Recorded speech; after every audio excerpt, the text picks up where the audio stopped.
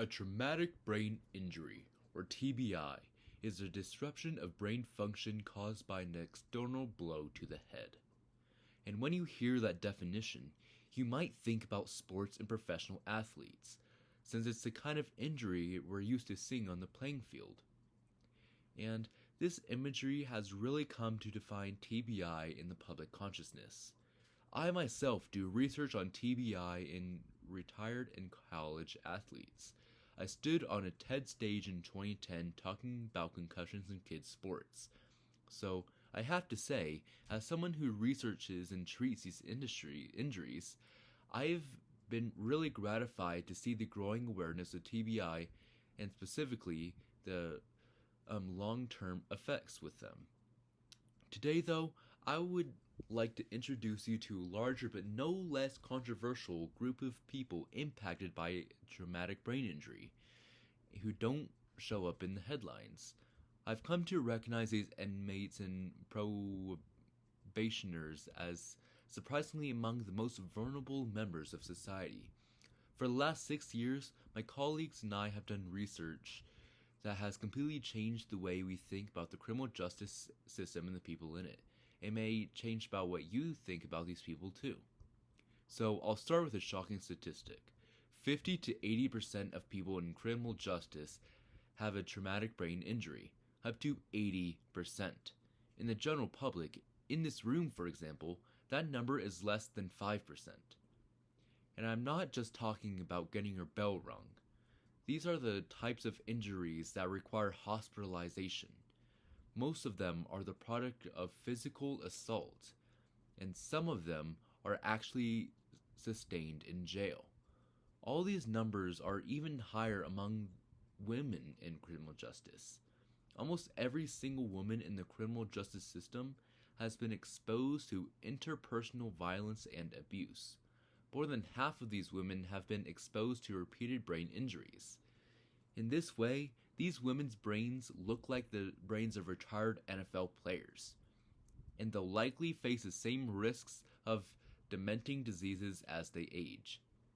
The same risks. TBI, together with mental illness and substance abuse and trauma, makes it hard for people to think. They have cognitive impairments like poor judgment and poor impulse control, problems that make criminal justice a revolving door. People get arrested and booked into jail. They sometimes get into trouble while they're in there. They get into fights. They fall out of their bunk. And they get released and do stupid things like forgetting mandatory check-ins. And they get rearrested. Statistically speaking, they're actually more likely to be rearrested than not. A colleague calls this serving a life sentence 30 days at a time. And oftentimes, these folks don't know why it's so hard for them. They feel out of control and frustrated.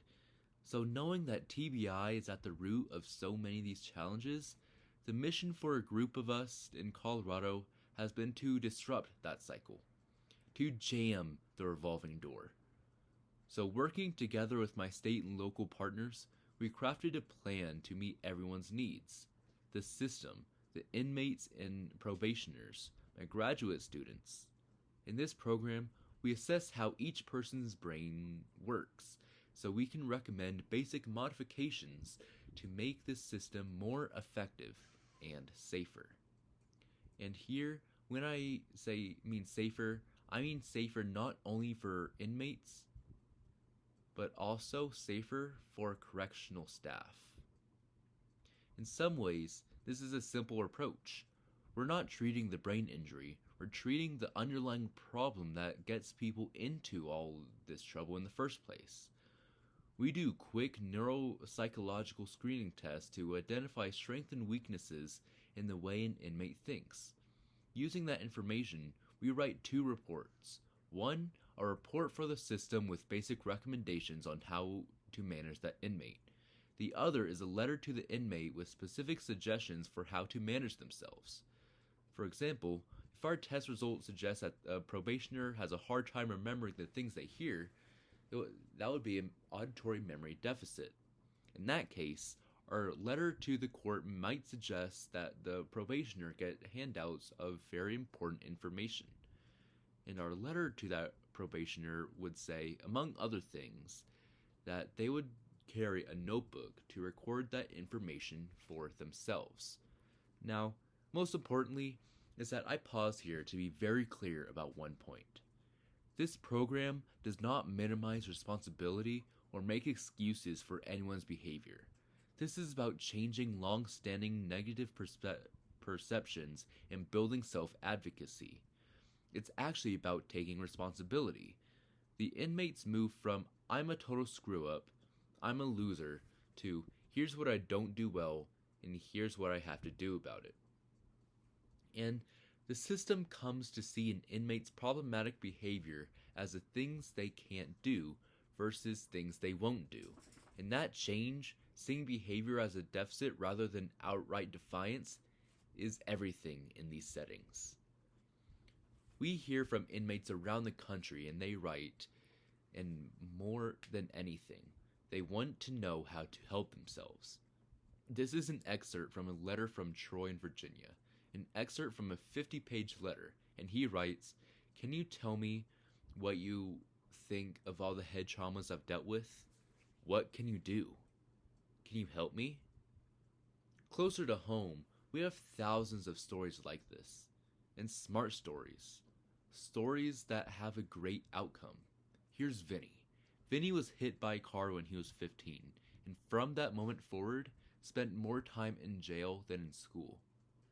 With some basic skill building, after our assessment revealed that he had some pretty significant memory impairments, Vinny learned to use the alarm reminder function on his iPhone to track important appointments. And he keeps a checklist break larger tasks into smaller, manageable ones. And with basic tools like that under his belt, Vinny has been out of jail for 2 years, clean for 9 months, and recently back to work. What's so striking for Vinny is that this is his first time off of court supervision since his injury more than 15 years ago. He made it out of the revolving door. He says now, "I can do anything. I just have to work a lot harder at it." And here's Thomas. Thomas has had some pretty significant attention and behavior problems after an injury landed him in a coma for more than a month. After relearning how to walk, his first stop, court. He couldn't imagine a future where he wasn't in trouble. He now carries a calendar to avoid being held in contempt with missing court dates, and he schedules a break into his day every day to recharge before he gets agitated. And nobody knows about the revolving door better than the person sitting in the front of the courtroom. Judge Bowen was already on a mission to make the system work for everyone. And when he heard about this program, he saw the perfect fit. He actually sits down with all his prosecutors to help them see that there's basically 2 categories of defendants in the courtroom. The one we're afraid of, oftentimes rightfully so, and the ones we're mad at. These are the ones who miss all their scheduled appointments and they blow through their best laid probation plans. And Judge Bowen believes that with a little more support, we could move people into this latter category, the maggoting category, through and ultimately out the system. He proved that with Navy veteran Mike. Judge Bowen saw the correlation between Mike's history of being a massive 70-foot tall and his long-standing pattern of difficulty showing up on the right day for court appointments and complying with mandatory therapy requirements. For example, and instead of sentencing him to more and more jail time, Judge Bowen sent him home with maps and checklists of handouts and recommended, instead of vocational rehabilitation and flexible scheduling for those therapies.